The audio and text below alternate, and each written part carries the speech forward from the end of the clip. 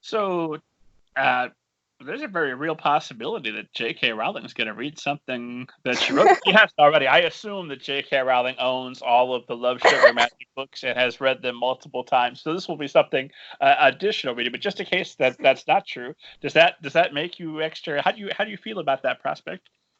Oh my gosh, that I honestly hadn't thought about it until I saw it in your questions. Oh, good. I'm glad I could add to your anxiety. Well, it's so weird because I wasn't, and this is kind of getting into like me as a child. As a kid, I really wanted to write books, but I really didn't have a sense of like who did that, like how that was a thing. I didn't get how books came to be. They just seemed to spontaneously appear in bookstores and libraries. Um, so I wasn't like a person who really thought much about the authors of books, which is kind of funny. Like, I know some kids are much more, especially the kids I go to school visits, and they'll be like, oh yeah, like, Rick Riordan came last week, and I'm like, oh, wow. Um, I still have trouble thinking of Rick Riordan as a real human being, and you've already met him. Okay. That's the worst act to follow if you're a comedian. They're like, please come up and follow Chris Rock. No. Yeah, yeah. I don't think anyone's ever told me that before a presentation, which is nice. That's good. But yeah, so I like in some ways it doesn't even really register because it's not like I grew up thinking, when I meet J.K. Rowling, this is what I'll tell her, because I just didn't think of her as a human being, and still almost don't, except that she's on Twitter, and I regret that. But okay, so now that I'm an adult and I can understand that celebrities are people and that writers, that books come from authors and all of that stuff, I just have. It's very weird because I'm not. Like, I think that currently in life, J.K. Rowling and I have some different opinions about things that are very important to me. So I don't know. Like, I would hope that she would read it and be happy with, like, oh, this is a community that has been built around something that I developed, and look at how inclusive it is, and look at how, the people who are part of this community really want to make the world better. That's how I feel a lot about the Harry Potter Alliance, which is a sort of like nonprofit group that does a lot of literacy charity and just other charity stuff in general, with the like under the umbrella of like, we're Harry Potter people and we care about the world and we want to make it better. So I hope that would be the reaction. And then also like, people finding a place where they belong. But like also I have trans characters in that book. Yeah, I saw that she had stepped in it on Twitter, and when that Yeah. happened, I just immediately swerved. But I don't want to know that bad things happen from my favorite author. I'll just assume that doesn't exist. So I haven't followed up or read the controversy. Yeah, it just so I think like there just seems to be a thing with like British celebrities are going down this route. It's unfortunate. I don't know. I don't know why it's happening. I mean, not that there aren't celebrities everywhere that are doing it, but like British celebrities just seem to be especially influenced down this idea that like, I don't know, trans rights are somehow infringing on women's rights, and I just think that that's not. Yeah, there's a lot of detail I could get into, but also it may not be worth it getting into it on this podcast particularly. I think it doesn't make sense. A lot of people think it doesn't make sense, and so I'm like, I hope she would read it and like it, but then maybe she would be too influenced by these particular opinions to really like it, so I don't know. I was writing what I saw in the Quidditch community, so I really stand by, everything that's in that book. Like I said, Quidditch is an all-gender sport. It's one of the only sports that has specific rules in place for its trans players, which is basically to say you're welcome and your gender is what you say it is, and it really doesn't change how you play the sport, like, which is very unusual. I mean, most sports don't really have any setup for trans people to play, and it's become like a big source of discrimination. So yeah, that's the world's on fire. I don't know what to say.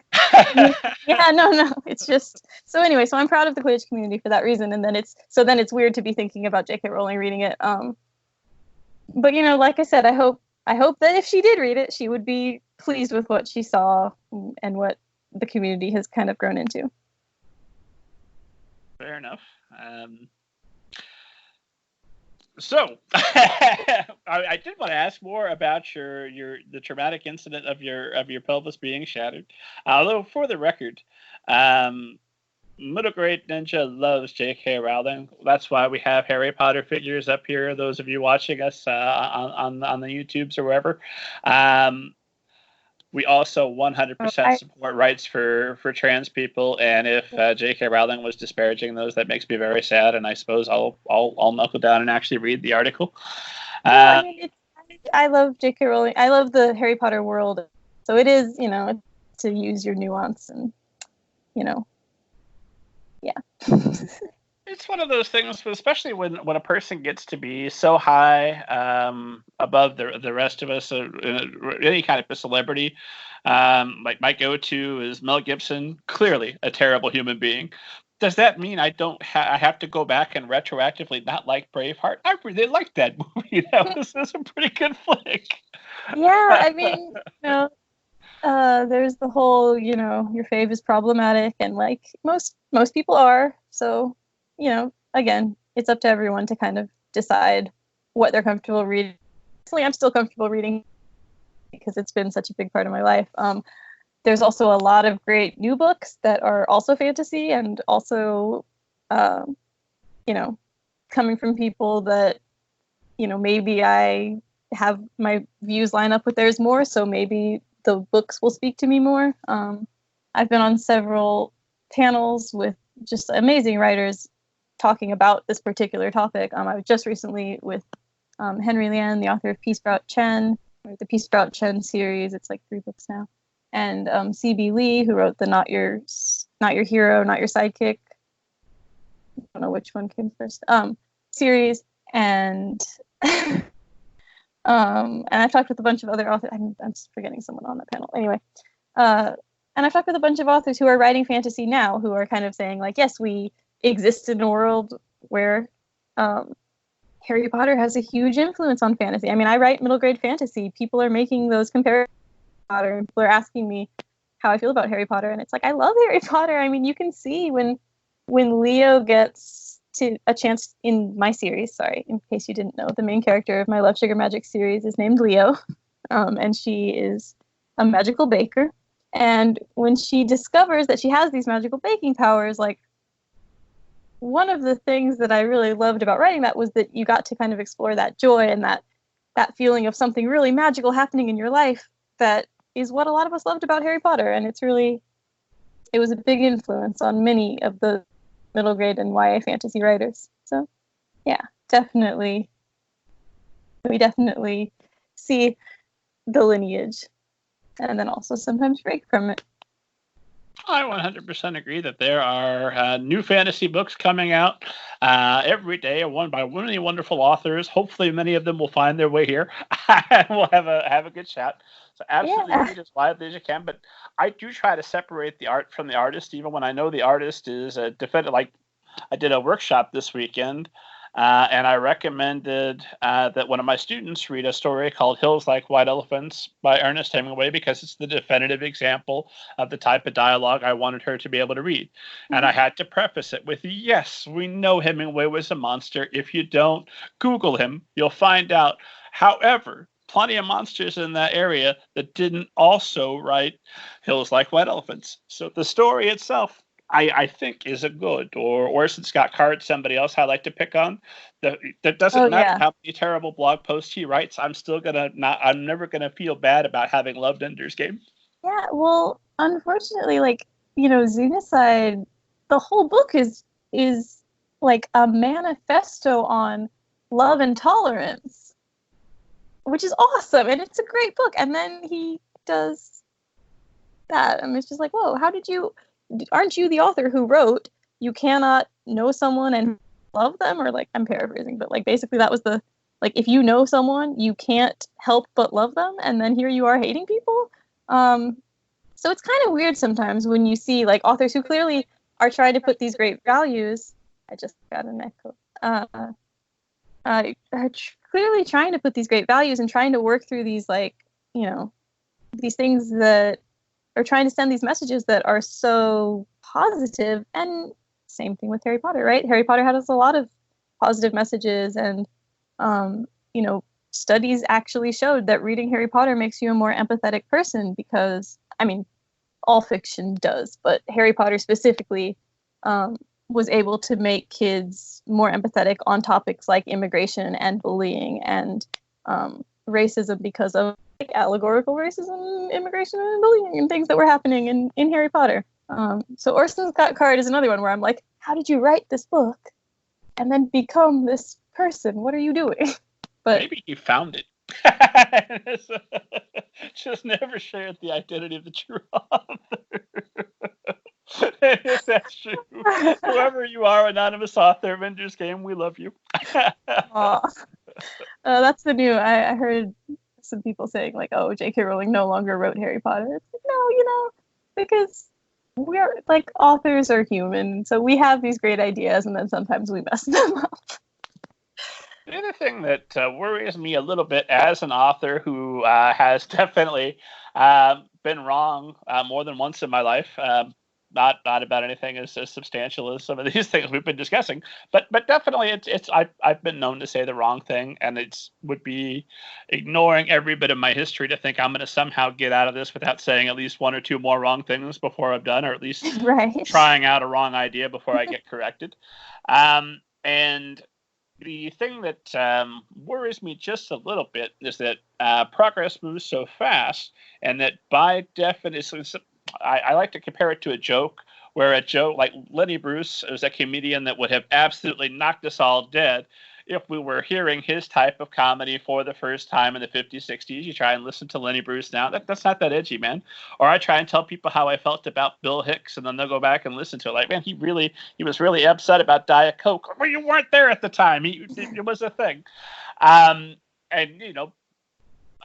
because comedy is subversive, that nature of what's subversive, what's going to be challenging to an audience changes as an audience becomes more progressive. And same thing with, I think the world overall, despite some really glaring examples, is mostly moving in a positive direction. I try to guide people towards Steven Pinker, who I think does a really nice job of showing statistically that this is the best time in all of human history to be alive. Oh, yeah. And I hope and assume that that's good. That's a trend that's going to continue. So on a long enough timeline, I hope that the books that are being written after my death are more progressive than the books that I was able to write during my lifetime. Yeah. Well, and I think that's why it's so good to have, like, to not cling so tightly to the canon, even though it's great to have it and it's great to know, like, hey, these are books that in the past were amazing. I think it's always super important to me to like also push the new books and to say like, hey, here's the books that are coming out now that people are writing with like you specifically in mind. I'm talking about here's the books that people are writing with you specifically in mind. Here's the books that are going to prepare you for like the world you're living in now. And then also we can read the stories that have, resonated with people over the course of years and generations. I think it's also good, like you were saying, to, if you're going to give someone Hemingway, say he had some problems. I have a lot of kids who love Roald Dahl. I loved Roald Dahl growing up. And he's another author who, if you look at him with, through a modern lens, huge problems. And I just like having that conversation with kids and being like, hey, Charlie and the Chocolate Factory is fun to read, and it's such a great story, but can we talk about the Oompa Loompas? And that whole situation, and why I have like just because it's come up so many times, I basically have a script to talk about the Oompa Loompas, and it's like, hey, did you notice that they all come from one country? Do you know any other businesses where all the workers come from one country? What does that remind you of if you get all your workers from one country specifically, bring them to a different country to work, and don't pay them? So I go through that little script a lot of times in a school year. And it doesn't mean that the book is not still good, or it doesn't mean that we're not still, loving parts of the story, but it just means that we're being aware of like, oh, some of the things in here may not line up with our values that we have today. So, and I'm sure I've already had people actually talk to me about the Love, Sugar, Magic series, and be maybe not so happy with certain things that Leo does because of environmental reasons. I think she tosses some food in the trash at one point, and someone was like, it's killing the planet. And I was like, oh, you're right. But that's what Leo did. Well, maybe the cure is to only ever write historical fiction. And you can say, well, all fiction will eventually become historical fiction. I think that about Beverly Cleary, because she wasn't intending to write historical fiction, but at this point, you read about kids like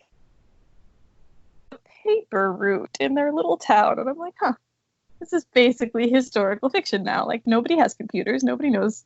So yeah, everything will eventually become historical fiction. Yeah,